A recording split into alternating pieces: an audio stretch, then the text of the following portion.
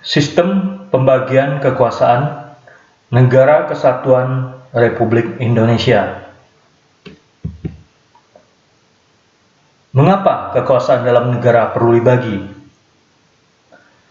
Seorang bangsawan Inggris yang bernama Lord Acton mengatakan, "Power tends to corrupt, and absolute power corrupt absolutely." Yang artinya adalah sebuah kekuasaan cenderung untuk disalahgunakan, dan kekuasaan yang mutlak secara pasti akan disalahgunakan.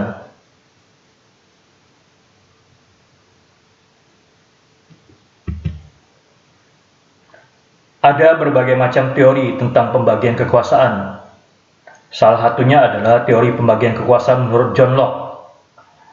John Locke membagi kekuasaan dalam sebuah negara menjadi 3 bagian. Yang pertama, kekuasaan legislatif, yaitu kekuasaan untuk membuat atau membentuk undang-undang. Yang kedua, kekuasaan eksekutif, yaitu kekuasaan untuk melaksanakan undang-undang, termasuk kekuasaan untuk mengadili setiap pelanggaran terhadap undang-undang tersebut. Yang ketiga, kekuasaan federatif, yaitu kekuasaan untuk melaksanakan hubungan luar negeri.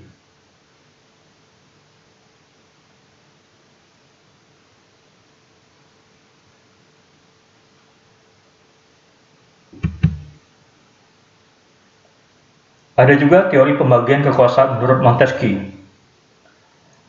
Montesquieu juga membagi kekuasaan menjadi 3 bagian.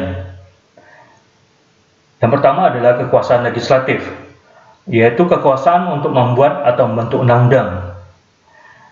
Yang kedua, kekuasaan eksekutif, kekuasaan untuk melaksanakan undang-undang.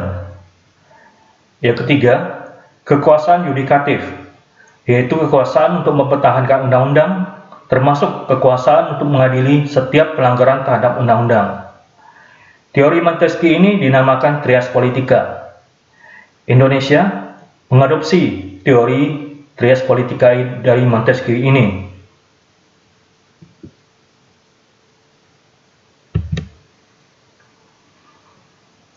Ada perbedaan antara pemisahan dengan pembagian kekuasaan. Pemisahan kekuasaan adalah apabila lembaga-lembaga pemegang kekuasaan dalam sebuah negara tersebut merupakan lembaga yang terpisah satu dengan yang lainnya. Lembaga yang berdiri sendiri tanpa memerlukan koordinasi dan kerjasama. Contohnya adalah yang dianut oleh Amerika Serikat. Kemudian ada juga teori pembagian kekuasaan atau distribution of power yang dianut oleh Indonesia, di mana lembaga pemegang kekuasaan negara memiliki bagian sendiri-sendiri, namun dimungkinkan adanya koordinasi ataupun kerjasama antar lembaga. Contohnya di Indonesia, untuk membuat undang-undang harus ada kerjasama antara DPR dengan Presiden.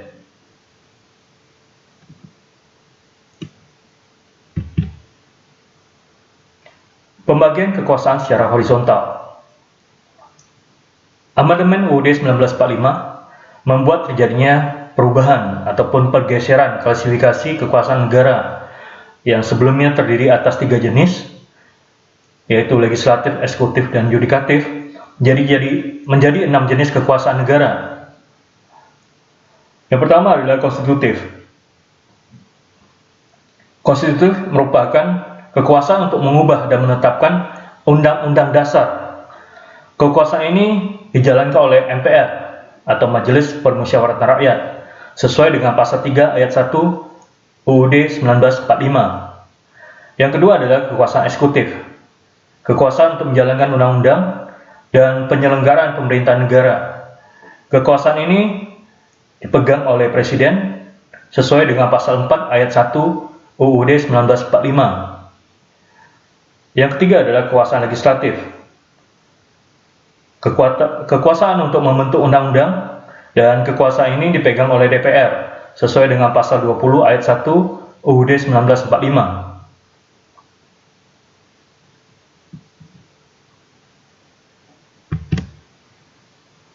Yang keempat adalah kekuasaan yudikatif atau kehakiman, yaitu Kekuasaan untuk menyelenggarakan peradilan guna menegakkan hukum dan keadilan. Kekuasaan ini dipegang oleh Mahkamah Agung atau MA dan Mahkamah Konstitusi atau MK sesuai dengan pasal 24 ayat 2 UUD 1945. Yang kelima adalah kekuasaan eksaminatif, yaitu kekuasaan yang berhubungan dengan penyelenggaraan pemeriksaan atas pengelolaan dan tanggung jawab tentang keuangan negara. Kekuasaan ini dipegang oleh BPK atau Badan Pemeriksa Keuangan sesuai dengan pasal 23E ayat 1 UUD 1945. Yang keenam adalah kekuasaan moneter, yaitu kekuasaan untuk menetapkan dan melaksanakan kebijakan moneter, mengatur dan menjaga kelancaran sistem pembayaran, serta untuk memelihara kestabilan nilai rupiah. Kekuasaan ini dipegang oleh Bank Indonesia sebagai bank sentral di Indonesia sesuai dengan pasal 23D UUD 1945.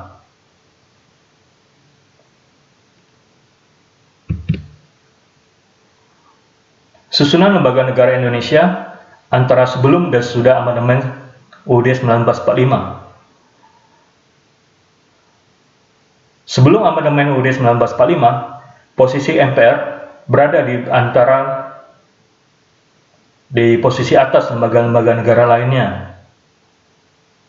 Setelah amandemen UUD 1945, posisi lembaga-lembaga negara itu sejajar.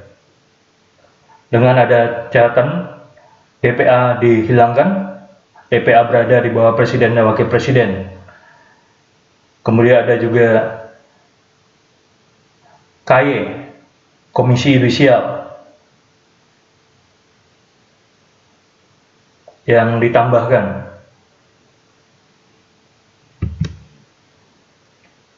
Pembagian kekuasaan secara vertikal. Sesuai dengan pasal 18 ayat 1 UUD 1945, pembagian kekuasaan secara vertikal berlangsung antara pemerintah pusat dan pemerintah daerah. Di sini yang dimaksud pemerintah daerah adalah pemerintahan di provinsi dan pemerintahan di kabupaten atau kota. Sesuai pasal 18 ayat 5 UUD 1945, pemerintah daerah menjalankan otonomi seluas-luasnya, kecuali urusan pemerintahan yang oleh undang-undang ditentukan sebagai urusan pemerintah pusat. Urusan pemerintahan yang bersifat kewenangan pemerintah pusat, yaitu kewenangan berkaitan dengan politik luar negeri, pertahanan, keamanan, justisi, agama, moneter, dan fiskal. Berikut ini kita bisa melihat skema pembagian kekuasaan di Indonesia secara horizontal dan vertikal.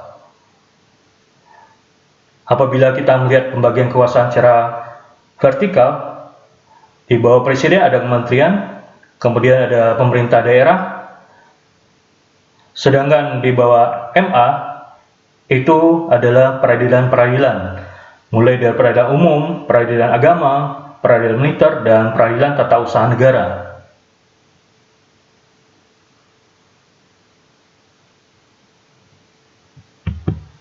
Sekian presentasi kali ini, terima kasih dan sampai jumpa.